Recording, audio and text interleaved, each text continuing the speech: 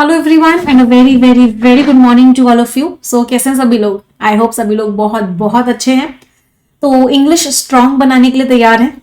Yes, excited everyone. चलिए, जितने भी नए स्टूडेंट्स हैं इस चैनल पे पहली बार आए हैं, सबसे पहले इस चैनल को सब्सक्राइब जरूर कर लेंगे, इस वीडियो को लाइक जरूर कर देंगे और शेयर जरूर कर देंगे। चलिए, सबसे पहले वर्ड पे आते हैं हारमोनियस। लास्ट में OUS लग रहा है। पार्ट ऑफ स्पीच क्या हो गया? एडजेक्टिव।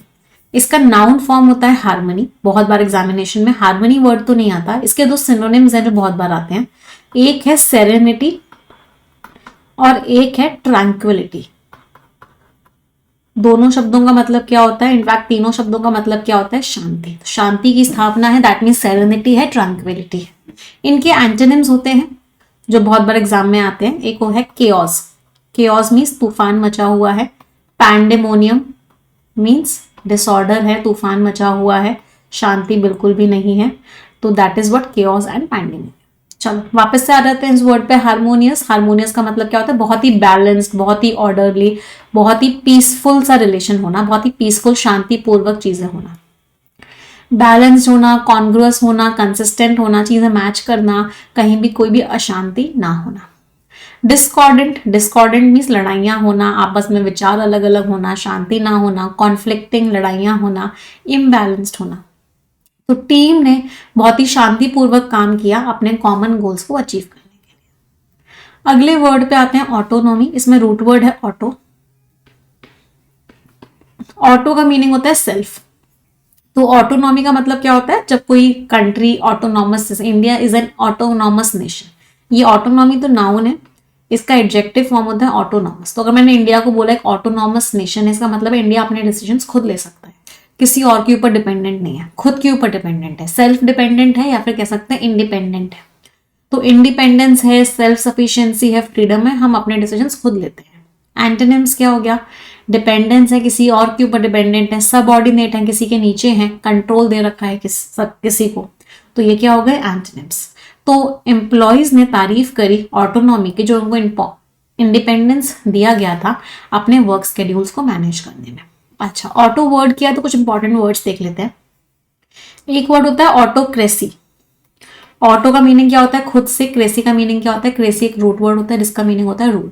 तो जो इंसान अपने हिसाब से पूरी कंट्री को रूल करता है उसको क्या बोलते हैं? ऑटोक्रेटिक रूलर बोलते हैं। और उस तरह के रूल को क्या बोलते हैं? ऑटोक्रेसी। ऑटोक्रेसी एग्जाम में नहीं आता, आपका एग्जाम में जो वर्ड आता है वो आता है डेस्पोटिज्म। डेस्पोटिज्म क्या है? इस ऑटोक्रेसी का ही एक सिनोनिम है। एक और वर्ड होता है डिक्टेटरशिप।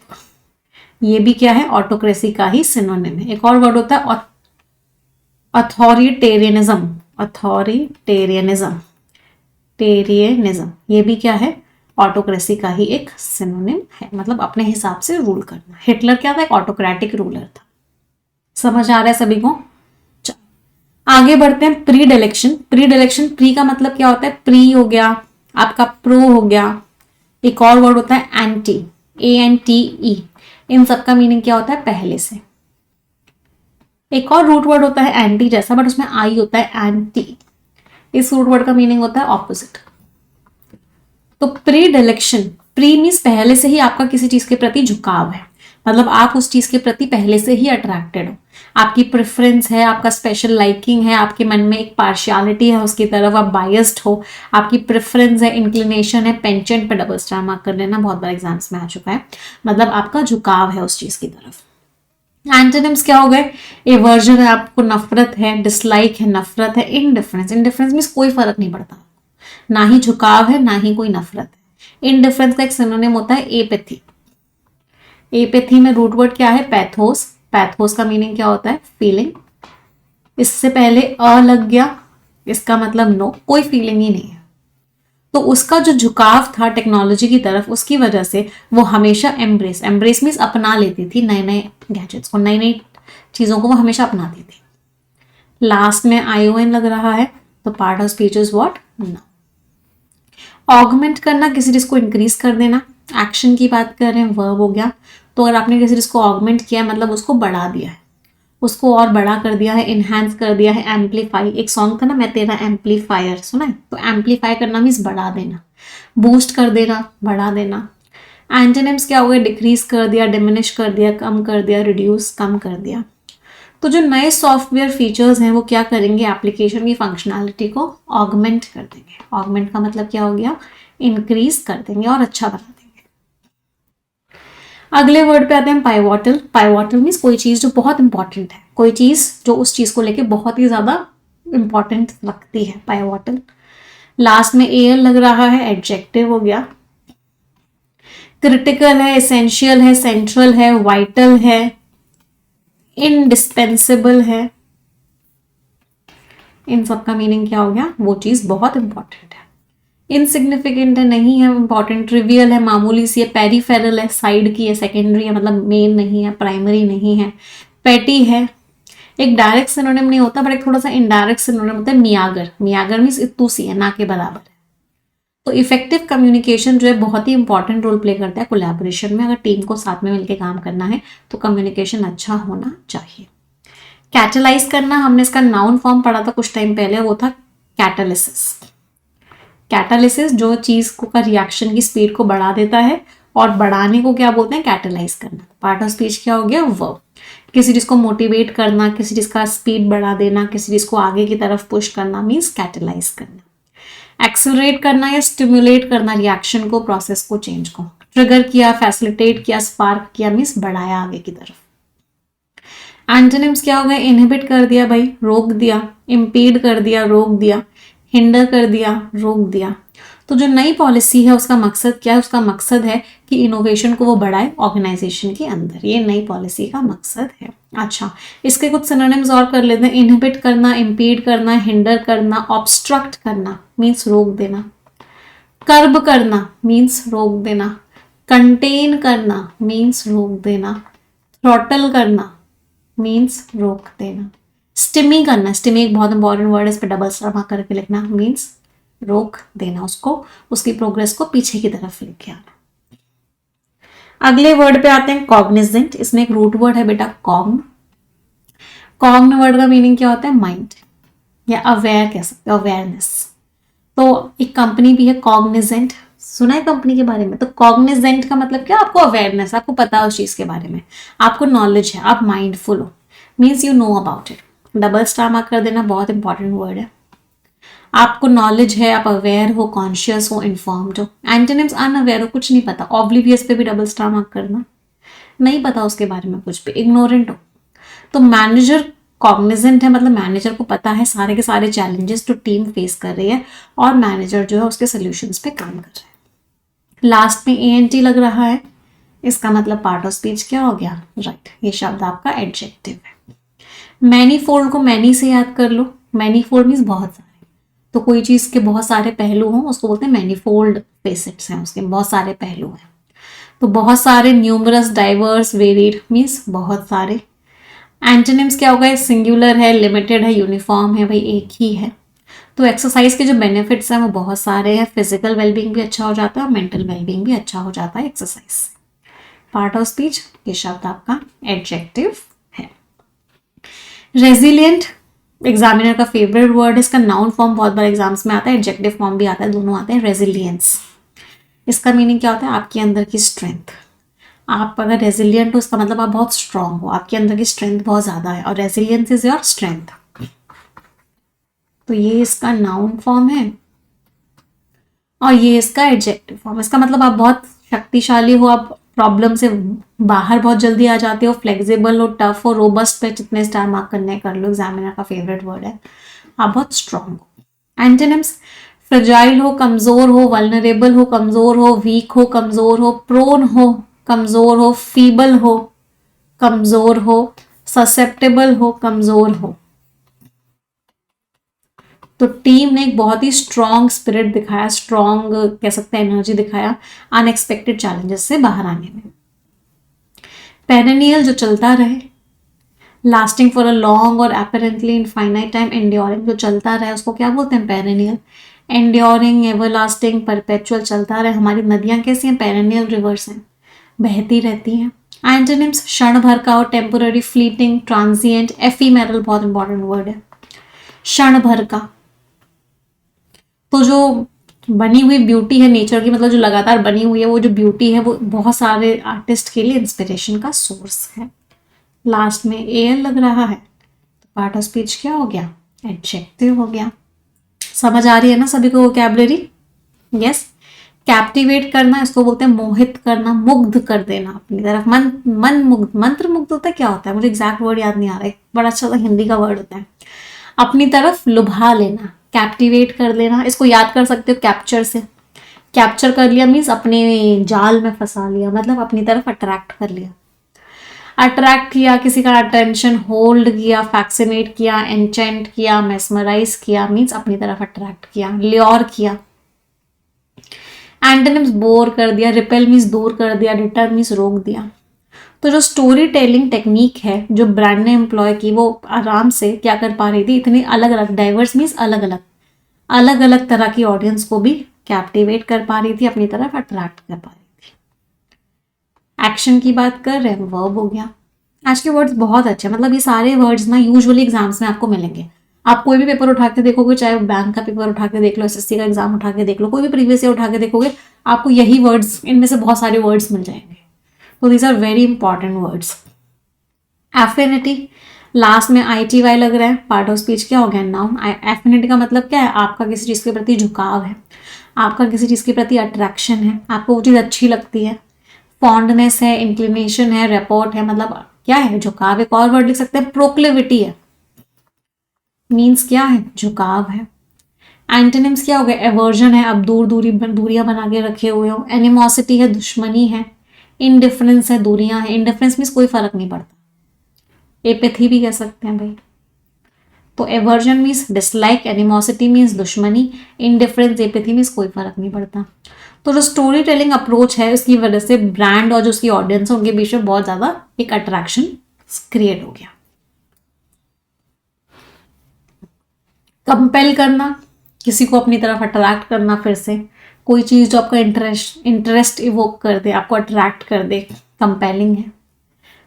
पार्ट ऑफ स्पीच क्या है, एडजेक्टिव है। वैसे कंपेल को हम वर्ब की तरह भी यूज करते हैं, लेकिन जब इसको वर्ब की तरह यूज करते हैं इसका मीनिंग चेंज हो जाता है। उस समय इसका मीनिंग हो जाता है किसी के साथ जबरदस्ती करना, किसी को फोर्स करना, तो ये वर्ब है। लेकिन जब ये एडजेक्टिव होता है तब इसका मीनिंग क्या होता है, कोई चीज जो आपको अपनी तरफ अट्रैक्ट करती है, कन्विंस करती है, कैप्टिवेट करती है, परसुएसिव है, आपको अपने तरफ अट्रैक्ट करके अपनी बात मनवा रही है।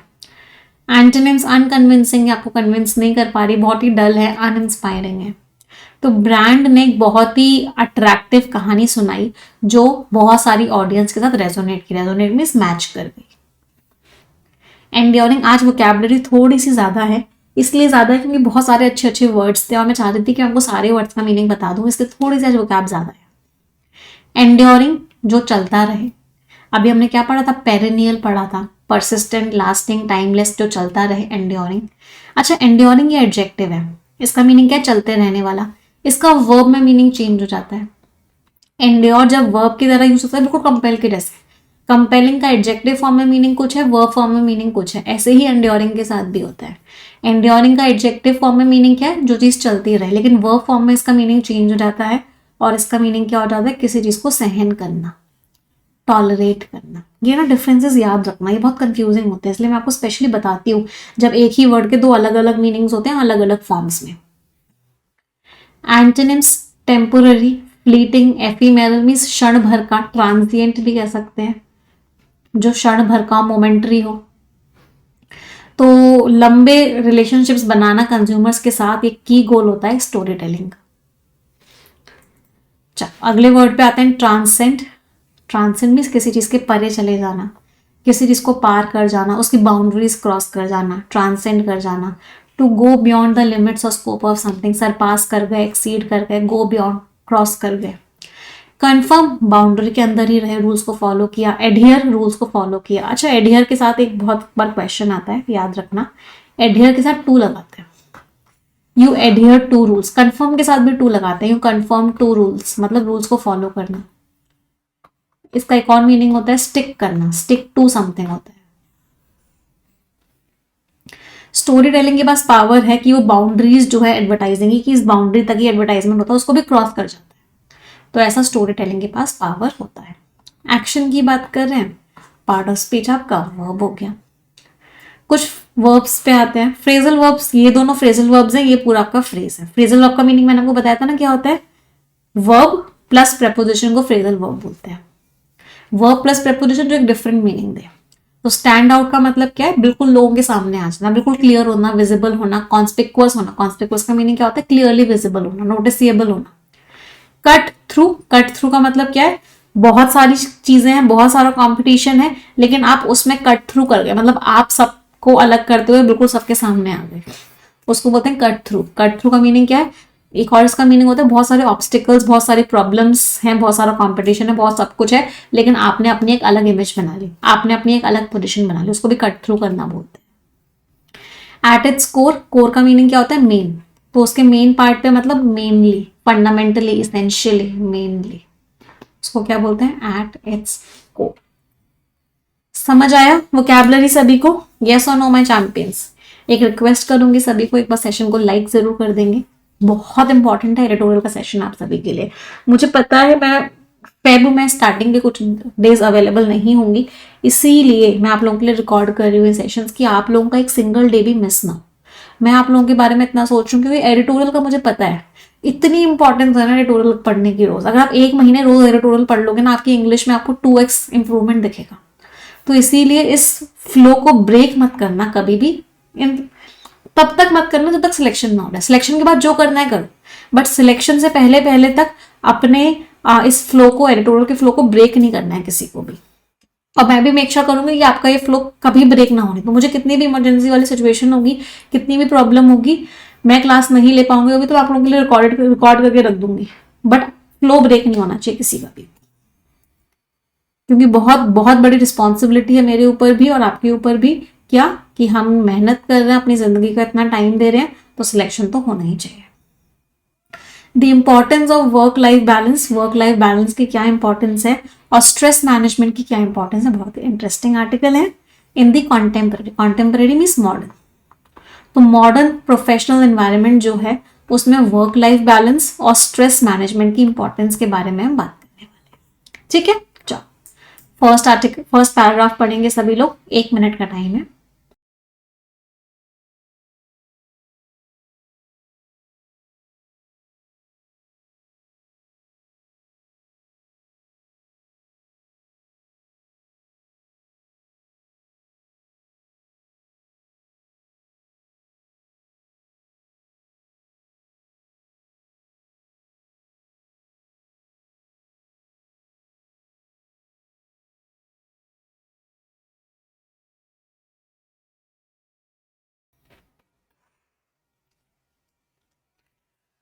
In the contemporary, contemporary means modern, landscape means environment। तो ये जो मॉडर्न एनवायरनमेंट है प्रोफेशनल लाइफ का, प्रोफेशनल मीन्स एक तरीके से वर्क लाइफ का, जहाँ पे लोग काम करते हैं, अचीविंग पाना एक हार्मोनियस, हार्मोनियस मीन्स शांतिपूर्वक, शांतिपूर्ण, एक पीसफुल वर्क लाइफ बैलेंस बनाना, ये बहुत ही ज्यादा Paramount, Paramount means very important.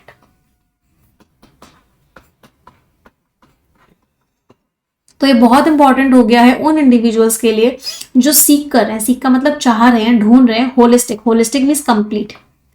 तो वो लोग जो कंप्लीट वेलबींग, वेलबींग का मतलब क्या, अच्छी हेल्थ, फिजिकल हेल्थ भी और मेंटल हेल्थ भी। तो जो लोग अच्छी हेल्थ ढूंढ रहे हैं तो उन लोगों के लिए बहुत जरूरी हो गया है क्या, कि वो वर्क लाइफ बैलेंस को मेंटेन करें। One key aspect, key means important, aspect means पहलू, एक इंपॉर्टेंट पहलू of maintaining equilibrium, equilibrium means balance, एक बैलेंस बनाने का एक इंपॉर्टेंट पहलू क्या है, in the fast pace, pace means speed, बहुत तेजी से दुनिया जो चल रही है उसमें, काम की जो दुनिया इतनी तेजी से चल रही है, क्या है, इज इफेक्टिवली, क्या बहुत अच्छे से स्ट्रेस को मैनेज करो वर्क प्लेस में, काम की जगह। एम्प्लॉयर्स और एम्प्लॉयज जो है अलाइक, दोनों के दोनों, अलाइक मीन्स सेम तरीके से, आर रिकॉग्नाइजिंग, दोनों ही समझ रहे हैं कि इंपॉर्टेंस है ऐसे इन्वायरमेंट को क्रिएट करने की जो प्रायोरिटाइज करे, जो ऊपर रखे मेंटल हेल्थ को और स्ट्रेस देने वाली चीजों को कम करे। दिस इन्वॉल्व्स, इसमें क्या क्या आता है, फोस्टरिंग, फोस्टरिंग मीन्स बनाना, सपोर्ट करना, ग्रो करवाना, एक ऐसा सपोर्टिव कल्चर बनाया जाए, रिसोर्सेस, चीजें दी जाए स्ट्रेस मैनेजमेंट के लिए, और एनकरेज किया जाए कि सब लोग खुल के बात करें, ओपन कम्युनिकेशन हो किस चीज को लेके, मेंटल हेल्थ चैलेंजेस, जो चैलेंजेस हैं उनको लेके ओपन कम्युनिकेशन। तो बेसिकली इस पूरे पैराग्राफ की समरी क्या हो गई बेटा, यही कि वर्क लाइफ बैलेंस बहुत इंपॉर्टेंट है, स्ट्रेस मैनेज करना बहुत इंपॉर्टेंट है, सब लोग इस बात को समझ रहे हैं और इस चीज़ के लिए कैसा कल्चर बनाना पड़ेगा, खुल के बात करनी पड़ेगी और रिसोर्सेज लोगों को देनी पड़ेंगी। चलिए थोड़ी सी ग्रामर करते हैं। एक तो मुझे इस वर्ब का सब्जेक्ट बता दो, एक मुझे इस हैज बिकम वर्ब का सब्जेक्ट बता दो,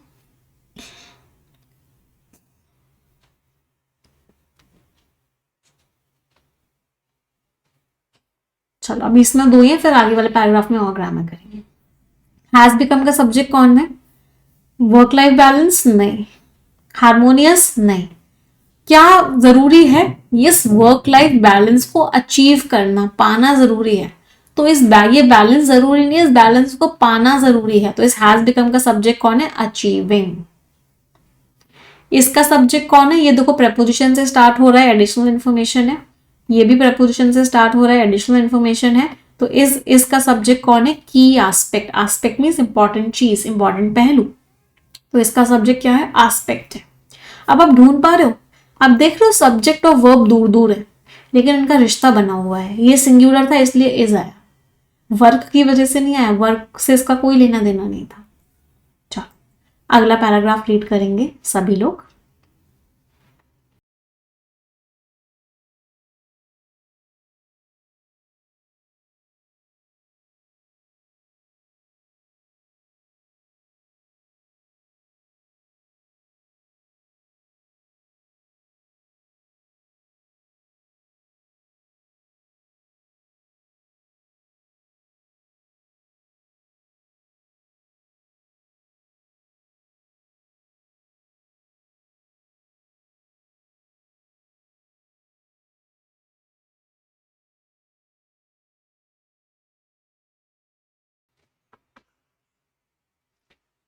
हाँ जी, क्या लिखा हुआ है आगे? चलिए पढ़ते हैं। Flexibility in work arrangement, flexible होना चाहिए, मतलब अपने हिसाब से काम कर लो। तो वर्क अरेंजमेंट में फ्लेक्सिबिलिटी एक इंस्ट्रूमेंटल, एक इंपॉर्टेंट टूल है in the contemporary means modern work. काम के पैराडिग्म का मतलब क्या होता है? किसी चीज का एग्जाम्पल, किसी चीज का परफेक्ट पैटर्न। तो जो आजकल काम का पैटर्न चल रहा है, पैटर्न कह सकते हैं, उसमें फ्लेक्सिबिलिटी बहुत इंपॉर्टेंट हो चुकी है। और ये जो है इवॉल्व कर रही है, इवॉल्व मीन्स बदल रही है, चीजें फ्लेक्सिबल होती जा रही हैं, चीजें बदलती जा रही हैं। From the traditional, traditional means old, पहले क्या होता था? 9 to 5 स्ट्रिक्चर, स्ट्रिक्चर मीन्स पहले कंस्ट्रेंट होता था। कंस्ट्रेंट का मीनिंग क्या? एक तरह का एक रूल रेगुलेशन होता था, एक लिमिट लगा दी जाती थी कि आपको 9 to 5 तो ऑफिस जाना ही जाना है। तो अब चीजें उससे बदल रही हैं। ऑर्गेनाइजेशन जो है प्रोग्रेसिवली, मतलब आगे की तरफ एम्ब्रेसिंग, एम्ब्रेसिंग मीन्स अपना रही हैं। रिमोट वर्क मीन्स आप घर से रह के काम करो। फ्लेक्स टाइम, अपने टाइम के हिसाब से काम करो। कंप्रेस्ड वर्क वीक्स कम होते जा रहे हैं, पहले 6 days वर्किंग होता था, फिर 5 days वर्किंग हो गया, तो वर्क वीक्स कम होते जा रहे हैं। Thereby means 10 as a result. और इससे क्या हो रहा है? इसकी वजह से क्या हो रहा है? अफोर्डिंग एम्प्लॉयज को क्या मिल रही है? दी ऑटोनॉमी। Autonomy means independence. तो एम्प्लॉयज को इंडिपेंडेंस मिल रहा है टू टेलर मीन्स कस्टमाइज कर सकते हैं, वो बना सकते हैं अपने वर्क स्केड्यूल्स को, अपने हिसाब से बना सकते हैं। टू अलाइन, जिससे कि वो मैच करवा सके। सीमलेसली मीन्स बिना किसी परेशानी के, बहुत स्मूथली। तो स्मूथली वो अलाइन कर जाए अपने पर्सनल कमिटमेंट्स, जो उनको पर्सनल वर्क्स हैं उनके साथ भी अलाइन कर जाए। एंड इंडिविजुअल प्रीडिलेक्शन, और इंडिविजुअल प्रीडिलेक्शन का मीनिंग क्या होता है? झुकाव। तो इंडिविजुअल को किसी और काम को करने का मन है, या उसको होता है कि मैं इस टाइम पे काम अच्छा कर लेता हूँ, रात के टाइम पे मैं काम नहीं कर पाता, या रात के टाइम पे काम कर लेता हूँ। तो इस तरह की फ्लेक्सिबिलिटी आ रही है। प्रीडिलेक्शन मीन्स उनका झुकाव किस चीज की तरफ है, उनकी लाइकिंग जो है। दिस नॉट ओनली, ये ना केवल ऑगमेंट करता है, ऑगमेंट मीन्स बढ़ा देता है, ये ना केवल बढ़ा देता है जॉब सेटिस्फैक्शन को, बल्कि ये सब्सटैंशिएट करता है। सब्सटैंशिएट का मतलब क्या है? ये क्रिएशन में हेल्प करता है, ये स्मूथ बना, मतलब वैलिडेट करता है। सब्सटैंशिएट का मतलब क्या होता है? किसी चीज को वैलिडेट करना, किसी चीज को और सही साबित करना और स्ट्रॉन्ग बनाना। अ मोर होलसम मीन्स और भी ज्यादा भरपूर इंटीग्रेशन, कि कंबाइन हो जाता है प्रोफेशनल एंड पर्सनल स्फीयर्स, मतलब दोनों साथ में बड़े अच्छी तरीके से चलते हैं। फोर्थ स्ट्रिंग, और इसकी वजह से क्या ग्रो होती है, एक सिम्बायोटिक रिलेशनशिप। सिम्बायोटिक का मतलब क्या, जहाँ पे दोनों एक दूसरे को हेल्प करें, उसको बोलते हैं सिम्बायोटिक रिलेशनशिप। म्यूचुअल रिलेशनशिप बनती है दोनों के बीच में, प्रोफेशनल दुनिया के बीच में और पर्सनल दुनिया के बीच में। तो ऑथर ने वही बोला कि क्या क्या चेंजेस आ रहे हैं आजकल के स्केड्यूल्स। चल इसमें थोड़ी सी ग्रामर देखते हैं। एक तो मुझे इज वर्ब का part of speech, sorry is का सब्जेक्ट बता दो, इसका सब्जेक्ट क्या है। और एक मुझे ये बता दो ये सही है गलत है, नॉट ओनली बट ऑल्सो का यूज। चलो ये देखो कॉमा कॉमा के बीच में लिखा हुआ है एडिशनल इन्फॉर्मेशन है, ये प्रेपोजिशन से स्टार्ट हो रहा है, एडिशनल इन्फॉर्मेशन है, इसका मतलब इसका सब्जेक्ट कौन है, फ्लेक्सिबिलिटी। अब तो समझ में आ गया होगा, अब इतने सारे एग्जांपल्स कर लिए, अब आप वर्ब को देख के सब्जेक्ट आइडेंटिफाई कर लेते हो। आई थिंक कितने लोग कर पा रहे हैं मुझे अभी के अभी बताएंगे कॉमेंट में। चलो दूसरी चीज नॉट ओनली बट ऑल्सो, दोनों ही पैरेलल स्ट्रक्चर्स को फॉलो करते हैं। इसका मतलब क्या है, नॉट ओनली के बाद जो पार्ट ऑफ स्पीच आता है वही बट ऑल्सो के बाद आता है, तो इसके आगे भी वर्ब की फर्स्ट फॉर्म प्लस एस और ईएस है, इसके आगे भी वर्ब की फर्स्ट फॉर्म प्लस एस और ईएस है। इसका मतलब दोनों सही है, यहाँ पे कोई भी गलती नहीं है। अगला पैराग्राफ रीड करेंगे।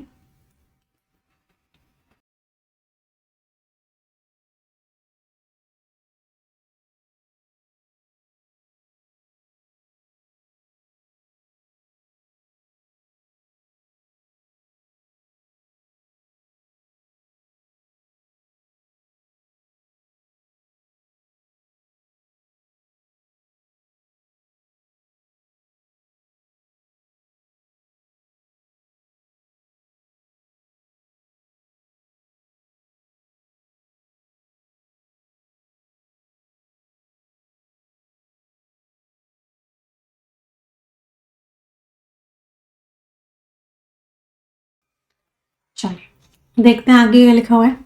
द स्ट्रैटेजिक इम्प्लीमेंटेशन, और बहुत सोच समझ के स्ट्रैटेजी के साथ अगर हम इम्प्लीमेंट करें ब्रेक्स का, कि लोगों को कब छुट्टियां देनी है। ब्रीफ रेस्पाइट्स, थोड़े टाइम की सुकून। रेस्पाइट का मीनिंग क्या होता है, सुकून। ब्रीफ मीन्स शॉर्ट, तो शॉर्ट टाइम का सुकून या एक्सटेंडेड या लंबी छुट्टियां देनी है। कॉन्स्टिट्यूट्स, ये बनाता है येट अनदर, एक दूसरा pivotal. Pivotal means important element, ये एक दूसरा इंपॉर्टेंट एलिमेंट है in the perennial. Perennial means हमेशा चलने वाली, एवर लास्टिंग। तो एवर लास्टिंग जो क्वेस्ट है, क्वेस्ट मीन्स सर्च है, जो लोग हमेशा ढूंढते रहते हैं for work life equilibrium, work life balance को जो हमेशा लोग ढूंढते रहते हैं, उसमें एक इंपॉर्टेंट एलिमेंट कौन सा है कि किस तरीके से छुट्टियां दी जाए। साइंटिफिकली वैलिडेटेड, इस बात का साइंटिफिक प्रूफ भी है। वैलिडेट में साइंस ने भी इस बात को पुख्ता किया है। ब्रेक्स जो है आर इनकॉन्ट्रोवर्टिबली, इनकॉन्ट्रोवर्टिबली मीन्स इस पर कोई डाउट नहीं है, इनडिस्प्यूटेबली, इस पर कोई शक नहीं है। तो जो ब्रेक्स होते हैं वो लिंक्ड होते हैं heighten, heighten means increased. Break से क्या होता है, जब कोई बंदा छुट्टी लेके आता है प्रोडक्टिविटी अच्छी हो जाती है, एलिवेटेड उठ जाता है, अच्छा हो जाती है मेंटल हेल्थ, एंड कैटलाइज्ड, और अच्छी हो जाती है, कैटलाइज मीन्स इंक्रीज हो जाती है क्रिएटिविटी। एम्प्लॉयर्स जो है लगातार कॉग्निजेंट है, एम्प्लॉयर्स को बहुत अच्छे से पता है, अवेयर हैं वो, of the manifold. Manifold means इतने सारे फायदे होते हैं, किस चीज से एसोसिएटेड होते हैं कि एम्प्लॉयज को एनकरेज किया जाए कि वो अपने आप को क्या दे, रेगुलर ब्रेक्स दे, एज इट, क्यों, क्योंकि ये इनवेरिएबली, मतलब इसमें कोई डाउट नहीं है, बिल्कुल क्लियरली, बिना किसी वेरिएशन के, बिना किसी कुछ और के, मतलब बिल्कुल डायरेक्टली कंट्रीब्यूट करते हैं। मतलब अगर छुट्टियां दी जाती हैं, ब्रेक्स दिए जाते हैं, तो इससे क्या होता है, और भी ज्यादा मोटिवेटेड, और भी ज्यादा काम में एंगेज, और भी ज्यादा स्ट्रॉन्ग वर्कफोर्स बनती है। तो ऑथर ने इस पूरे पैराग्राफ में क्या बताया है कि ब्रेक्स की क्या इंपॉर्टेंस है वर्क लाइफ बैलेंस को मेंटेन करने में। चलो एक दो मुझे कॉन्स्टिट्यूट्स वर्ब का सब्जेक्ट बता दो, एक मुझे बता दो कैटलाइज्ड का पार्ट ऑफ स्पीच बता दो, एक मुझे बता दो अवेल के आगे, सभी को पता है ना अवेल के आगे ऑब्जेक्ट का आना जरूरी है। अगर अवेल ऑफ रेगुलर ब्रेक्स होता तो ये गलत होता। अवेल के आगे हम हमेशा कोई नाउन या प्रोनाउन लिखते हैं, नाउन या प्रोनाउन नहीं दे रखा होता है तो हम रिफ्लेक्सिव प्रोनाउन बना देते हैं, देमसेल्व्स, हिमसेल्फ, हरसेल्फ कर देते हैं, बट इसका लगाना बहुत जरूरी है। अवेल शब्द के आगे, इंजॉय वर्ड के आगे कभी भी कोई प्रपोजिशन नहीं आ सकता, हमेशा इसके आगे कोई ना कोई नाउन या प्रोनाउन का आना जरूरी होता है। जिन लोगों को कॉन्सेप्ट्स नहीं पता है एक बार 120 रूल्स ऑफ ग्रामर जरूर देख लेना। चलो कॉन्स्टिट्यूट्स वर्ब का सब्जेक्ट कौन हो गया, ये देखो प्रपोजिशन से स्टार्ट हो रहा है, एडिशनल इन्फॉर्मेशन है, कॉमा के बीच में एडिशनल इन्फॉर्मेशन है। कॉन्स्टिट्यूट्स का सब्जेक्ट क्या है, इम्प्लीमेंटेशन। क्रिएटिविटी नाउन है, नाउन के बारे में जो वर्ड बताता है वो एडजेक्टिव होता है। तो कैटलाइज्ड क्या हो गया, एडजेक्टिव। अब असलियत में वर्ब की थर्ड फॉर्म में एडजेक्टिव का रोल प्ले कर रही है, तो इसको हम क्या बोलेंगे, पास्ट पार्टिसिपल। तो कैटलाइज्ड क्या है आपका, पास्ट पार्टिसिपल। चलो लास्ट पैराग्राफ फॉर रीडिंग, फिर इसके बाद स्किमिंग करेंगे।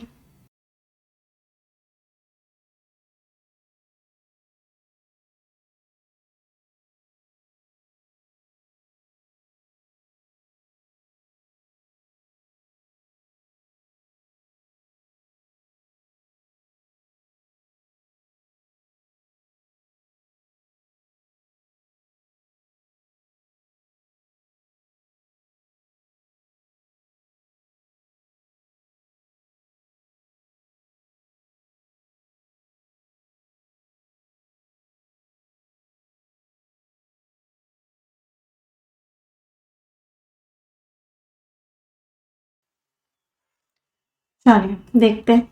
इन कंक्लूजन अगर हम एकदम फाइनली बोलें, वर्क लाइफ बैलेंस को अचीव करने के लिए हमें क्या चाहिए, मल्टी फेसेटेड, बहुत सारे पहलुओं वाली अप्रोच चाहिए जो इनकम्पास करेगी, इनकम्पास मीन्स कवर करेगी stress management, flexible work arrangement, strategic incorporation, लगाया जाए ब्रेक्स को, तो स्ट्रेस मैनेज करें, वर्क अरेंजमेंट फ्लेक्सिबल, लोग अपने हिसाब से अपने टाइम के हिसाब से काम करें, और ब्रेक्स को भी इंक्लूड किया जाए। Incorporation means including. जैसे जैसे ऑर्गेनाइजेशंस जो है, इंडिविजुअल्स जो है, वो प्रायोरिटाइज कर रहे हैं, जो इंपॉर्टेंस दे रहे हैं इस बैलेंस को मेंटेन करने की, रिजल्ट क्या होता है इससे, ना केवल लोगों का जॉब सेटिस्फैक्शन बढ़ जाता है और लोगों की हेल्थ अच्छी हो जाती है, बल्कि और भी ज्यादा उनको प्रोडक्टिव और एक स्ट्रॉन्ग वर्कफोर्स बन जाती है, जो प्रिपेयर्ड होती है, तैयार होती है चैलेंजेस से नेविगेट करने में, चैलेंजेस को क्रॉस करने में। आजकल की मॉडर्न दुनिया प्रोफेशनल एनवायरनमेंट के जो चैलेंजेस हैं उनको वो आसानी से क्रॉस करने के लिए भी तैयार रहती है। तो ऑथर ने इस पूरे पैराग्राफ का हमें लास्ट में कंक्लूजन दे दिया। समझ आया फर्स्ट आर्टिकल सभी को? टोन कैसी थी, इंफॉर्मेटिव थी, बैलेंस थी, पॉजिटिव थी। ऐसा कोई भी ऑथर ने किसी को क्रिटिसाइज नहीं किया था, क्रिटिकल टोन नहीं थी, इवेलुएट नहीं किया था, एनालाइज नहीं किया था किसी भी चीज़ को, किसी डेटा को या किसी भी चीज़ को। तो बेसिकली जो टोन थी थोड़ी सी न्यूट्रल भी कहते हैं ऐसे टोन्स को, क्या कहते हैं, न्यूट्रल भी कह सकते हैं। पॉजिटिव तो थी कुछ कुछ पॉइंट्स में जहाँ पे बोला कि ऐसा हो रहा है, अच्छी चीज़ें हो रही है, बट कहीं कहीं कुछ कुछ एस्पेक्ट्स में न्यूट्रल भी थे। समझ आया फर्स्ट आर्टिकल सभी को? येस और नो माय चैंपियंस? अच्छा सभी को पता है ना परफेक्शन 2.0 जो है 21 फेब से स्टार्ट हो रहा है। आई होप ये सभी को पता है। तो 2.0 21 फेब से स्टार्ट हो रहा है आपका। मेक श्योर कीजिए कि उससे पहले तक आप परफेक्शन 1.0 के 3 चैप्टर्स जो बहुत इंपॉर्टेंट हैं, रीडिंग कॉम्प्रीहेंशन, पैराजम्बल और क्लोज टेस्ट, उनको कंप्लीट देख लो। तो मेक श्योर करो कि सभी लोग इन तीनों चैप्टर्स को पूरा पूरा देख लो परफेक्शन 2.0 के स्टार्ट होने से पहले। और 2.0 फिर हम बिल्कुल बेसिक लेवल से एडवांस लेवल का स्टार्ट करेंगे। और एक आपको एक काम और करना है, ग्रामर ग्रंथ में कम से कम टेंसेज वाला चैप्टर जरूर देखना है 2.0 के स्टार्ट होने से पहले। ग्रामर ग्रंथ में टेंसेज वाला चैप्टर जरूर देखना है। ये दो चीजें मैं आपसे एक्सपेक्ट कर रही हूँ 2.0 के स्टार्ट होने से पहले। तो मेक श्योर करो सभी लोग करेंगे, और जितने लोगों ने कर लिया ये दोनों चीजें मुझे एक बार कॉमेंट में भी बता देना। जिन लोगों को नहीं पता 2.0 कैसे लेना है, यस ऑफिसर पे जाना, एक्सक्लूसिव सब्सक्रिप्शन ले लेना मेरा इंग्लिश का, कोड लगाना निमिषा, मैक्सिमम डिस्काउंट भी मिल जाएगा। चलो अब यहाँ पे आ जाते हैं, स्टोरी टेलिंग का क्या रोल है मार्केटिंग में। स्टोरी टेलिंग का मतलब क्या होता है कि भाई आप लोगों ने देखा होगा ना आजकल एडवर्टीजमेंट्स कैसे आ रहे हैं। एडवर्टीजमेंट है वो फिलिप्स का किसी प्रोडक्ट का, लेकिन होगा क्या, एक बड़ी अच्छी सी स्टोरी बना के एडवर्टीजमेंट चलाया जाएगा, बड़ा अच्छे सी लाइन, टैग लाइन की, उस एडवर्टीजमेंट को देखने में मजा आएगा, और फिर बाद में पता चलेगा है ये तो एडवर्टीजमेंट था। तो वही ऑथर बोल रहे हैं स्टोरी टेलिंग का क्या इंपॉर्टेंस है। क्रिएटिंग इमोशनल कनेक्शन, लोगों के आप इमोशंस से कनेक्ट करते हो और फिर आप ब्रांड लॉयल्टी बनाते हो कि लोग उस ब्रांड को लेकर लॉयल होते हैं, उसी ब्रांड पे हमेशा जाते हैं जब भी उनको कोई परचेज करनी होती है। अच्छा आर्टिकल है, अब हमारी रियल लाइफ से भी बहुत रिलेट कर रहा है। चलो स्किमिंग करेंगे, रीडिंग नहीं करेंगे। स्किमिंग कीजिए और मुझे मेन आइडिया बताइए।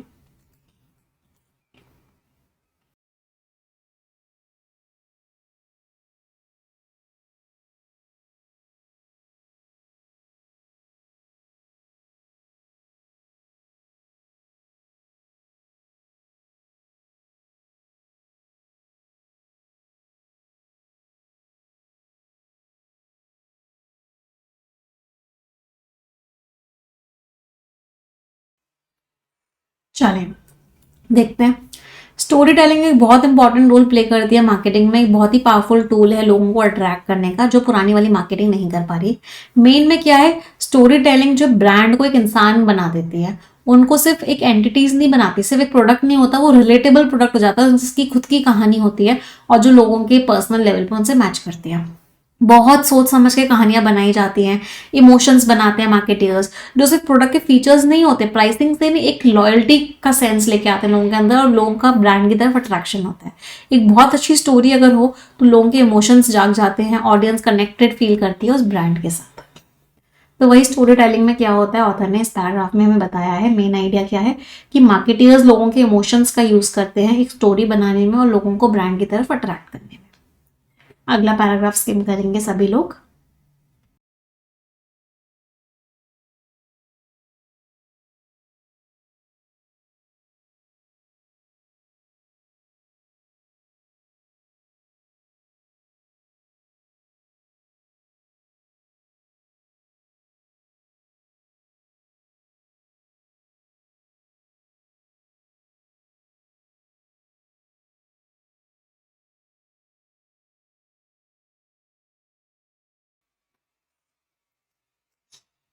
ब्रांड्स क्या कर पाती है, अपनी आइडेंटिटी बता पाती है, अपना कल्चर बता पाती है, अपना पर्पस बता पाती है जेन्युइनली, जो कि एक बहुत इंपॉर्टेंट है। कंज्यूमर्स को आजकल क्या चाहिए कि रियलिटी हो, मीनिंगफुल कनेक्शंस हो। अच्छी स्टोरी टेलिंग होगी तो सिर्फ पैसे का लेन देन नहीं होता, वो उससे भी बहुत क्रॉस कर जाती है। कंज्यूमर्स उस कहानी में इन्वॉल्व हो जाते हैं, उनका इमेजिनेशन अच्छा हो जाता है, उनके सेंसेस एंगेज हो जाते हैं। साथ के साथ स्टोरी टेलिंग एक तरीका भी है जहाँ पे ब्रांड्स अपने आप को दूसरी ब्रांड से अलग कर पाती हैं, क्योंकि इतनी भीड़ भाड़ हो चुकी है मार्केट प्लेस में, इतनी सारी ब्रांड्स आ चुकी है, तो ब्रांड अपने आप को डिफरेंशिएट कर पाती है, ब्रांड अलग अपने आप को शो कर पाती है एक बहुत ही यूनिक और बहुत ही कंपेलिंग स्टोरी सुना के। फिर रिलेटिव कैरेक्टर्स का यूज किया जाता है, कंपेलिंग बहुत ही अट्रैक्टिव कहानियां बनाई जाती हैं, प्लॉट्स में पूरी पूरी कहानी रची जाती है, बहुत ही मेमोरेबल सेटिंग्स, बहुत ही अच्छा इन्वायरमेंट, पूरा बैकड्रॉप, पूरा इन्वायरमेंट, पूरी सेटिंग ऐसी बनाई जाती है। इसकी वजह से स्टोरी टेलिंग से क्या होता है, ब्रांड्स जो अपनी पर्सनैलिटी दिखा पाती है और कनेक्ट कर पाती हैं अपनी ऑडियंस के साथ एक बहुत ही पर्सनल लेवल पे। तो वही मेन आइडिया क्या हो गया कि भाई स्टोरी टेलिंग कुछ उठ के है, अलग है, इतनी सारी ब्रांड्स हो गई हैं तो हर एक ब्रांड जो ब्रांड स्टोरी टेलिंग करती है वो अपने आप को अलग तरीके से शो कर पाती है।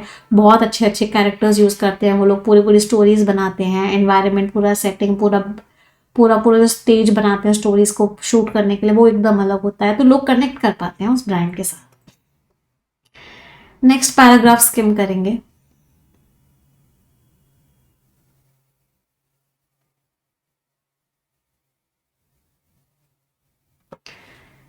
इस डिजिटल एज में जहाँ पे लोगों का अटेंशन स्पैन बहुत छोटा है, मतलब सिर्फ 2 सेकंड के लिए देखेंगे फिर स्क्रॉल कर देंगे, फिर 2 सेकंड के लिए देखेंगे फिर स्क्रॉल कर देंगे, पूरा देखते ही नहीं है। तो इस टाइम पे स्टोरी टेलिंग बहुत इंपॉर्टेंट स्ट्रैटेजी बन जाती है ऑडियंस के अटेंशन को कैप्चर करने के लिए। चाहे सोशल मीडिया हो, चाहे कोई वीडियो हो, चाहे कोई लिखी हुई कहानी हो, ब्रांड्स जो है स्टोरी टेलिंग का फायदा उठाती हैं सारे शोर को कट करने के लिए। सारे शोर को कट करने, कट थ्रू द नॉइज का मतलब क्या होता है, जितनी ब्रांड्स बोल रहे हैं हमें खरीद लो, हमें खरीद लो, हमें खरीद लो, हमें खरीद लो, इससे कट थ्रू करने के लिए, मतलब अपने आप को यूनिक दिखाने के लिए, अपने आप को बाकियों से अलग दिखाने के लिए और अपने आप को ज्यादा ऑडियंस तक पहुंचाने के लिए और एक लंबा इम्पैक्ट डालने के लिए। इसके अलावा स्टोरी टेलिंग एक बहुत अच्छा तरीका होता है कंज्यूमर्स को एजुकेट करने का, प्रोडक्ट को लेके, सर्विस को लेके, बहुत कॉम्प्लेक्स इन्फॉर्मेशन भी बहुत आसानी से देने का कंज्यूमर को, और कंज्यूमर को याद रहे ऐसे देने का। एजुकेशनल एलिमेंट्स को भी कहानी बना दी जाती है, मतलब जो उस प्रोडक्ट को लेके अवेयरनेस देनी है, प्रोडक्ट को लेके बताना है कि इस प्रोडक्ट में ये है, इस प्रोडक्ट में ये है, उसको भी कहानी की तरह सुनाया जाता है। तो मार्केटर्स जो होते हैं बहुत ही स्मूथली कन्वे कर पाते हैं इंपॉर्टेंट मैसेजेस, और साथ में ऑडियंस भी एंगेज रहती है, ऑडियंस भी स्टोरी देखती रहती है, सुनती रहती है और वो अपना मैसेज भी दे देते हैं। Last paragraph for skimming.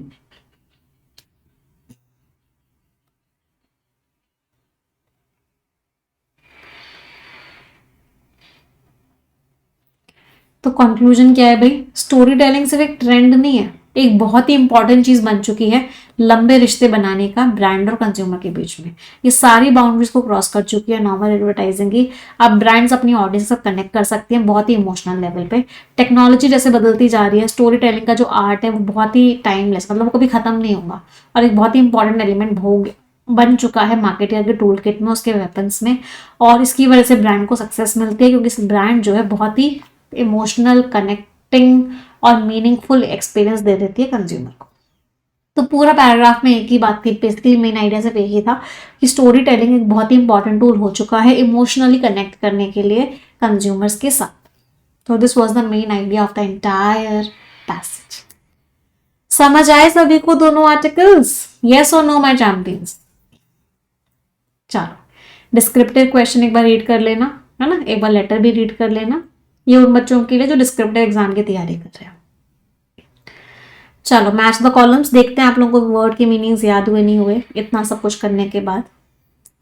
Resilient means बहुत ही स्ट्रेंथ होना, स्ट्रांग होना। Pivotal important. मैनीफोल्ड बहुत सारे। पेरेनियल जो बहुत लंबे टाइम तक चलता रहे। हारमोनियस शांति पूर्वक कोई काम करना या शांतिपूर्ण होना। तो क्या हुआ? E, D, C, B and A scores everyone. 15 शब्द हैं, इनमें से 3 वर्ड्स का मीनिंग सभी को कमेंट में लिखना है। आज की वो क्या थोड़ी ज़्यादा थी, तो आपको कम से कम 3 वर्ड्स का मीनिंग सभी लोगों को कमेंट में लिखना है। सबकी जिम्मेदारी है, मेरी जिम्मेदारी है रोज़ एडिटोरियल लेने की, तो आपकी जिम्मेदारी है रोज़ के रोज़ कम से कम 3 वर्ड्स का मीनिंग कमेंट सेक्शन में लिखने की। जो भी बच्चे लिखेंगे उनमें से एक बच्चे को उसके घर पे एक बुक भी भिजवाई जाएगी, तो सबको लिखना है। और उस बच्चे का नाम जो है कल जो है इसी सेशन के कमेंट्स में पिन हो जाएगा, तो नाम ज़रूर चेक कर लेना जिन जिन बच्चों का पिन हुआ है। ठीक है, कोई दिक्कत? चलो, तो आई होप सभी लोगों ने परफेक्शन की क्लासेस देखना स्टार्ट कर दिया है। 21 से परफेक्शन 2.0 भी स्टार्ट हो रहा है, तो मेक श्योर करो कि आप सभी लोग परफेक्शन में आओ। 60,000 से ज़्यादा बच्चे परफेक्शन में एनरोल कर चुके हैं और रेगुलरली क्लासेस ले रहे हैं, और ऑलमोस्ट सब ने कंप्लीट भी कर लिए हैं काफ़ी सारे चैप्टर्स। अगर आपने नहीं किए तो आप उन बच्चों से बहुत पीछे हो। सेम लेवल पे तो आ जाओ बाकी बच्चों के एटलीस्ट। अगर कंपटीशन में रहना है, एग्जाम क्लियर करना है, तो इंग्लिश को तो स्ट्रॉन्ग बनाना ही पड़ेगा। कोड लगाओगे निमेशा, मैक्सिमम डिस्काउंट मिल जाएगा। यस ऑफिसर वेबसाइट पे चले जाना है, यस ऑफिसर एप्लीकेशन पे चले जाना। सिर्फ इंग्लिश पढ़नी है, परफेक्शन बैच चाहिए, ग्रामर ग्रंथ बैच चाहिए, सारे बैचेस चाहिए मेरे 12 महीने तक, 24 महीने तक। तो निमिषा बंसल एक्सक्लूसिव ले लेना, कोड लगा लेना, डिस्काउंट मिल जाएगा। कोई डाउट हो, कोई क्वेरी हो, इस नंबर पे व्हाट्सएप करके पूछ लेना, या फिर इस वीडियो के डिस्क्रिप्शन में एक फॉर्म दिया हुआ है, उस फॉर्म को फिल कर देना। अगर कंप्लीट बैंकिंग एग्जाम्स की तैयारी कर रहे हो, क्वांट्स भी पढ़नी है, रीजनिंग भी पढ़नी है, इंग्लिश भी पढ़नी है, जीए भी पढ़नी है, सारे बैंकिंग एग्जाम्स की तैयारी करनी है, इसी साल सिलेक्शन लेना है, तो कंप्लीट सब्सक्रिप्शन ले लेना, कोड लगा लेना निमिषा, मैक्सिमम डिस्काउंट मिल जाएगा। इंडिया के सारे बेस्ट फैकल्टीज आपको यस ऑफिसर की एप्लीकेशन पे मिल जाएंगे, तो यस ऑफिसर की एप्लीकेशन को डाउनलोड जरूर कर लेना। ठीक है, चलो तो आज का सेशन यही एंड करते हैं। टेलीग्राम चैनल ये रहा @मैम निमिषा और @निमिषा मैम, दोनों टेलीग्राम चैनल्स ज्वाइन कर लेना, जिससे कि आपको सारे के सारे PDF, सारी मैगजीन, सारे चेकलिस्ट मिलते रहे। तो आज का सेशन यही एंड करते हैं। Thank you everyone.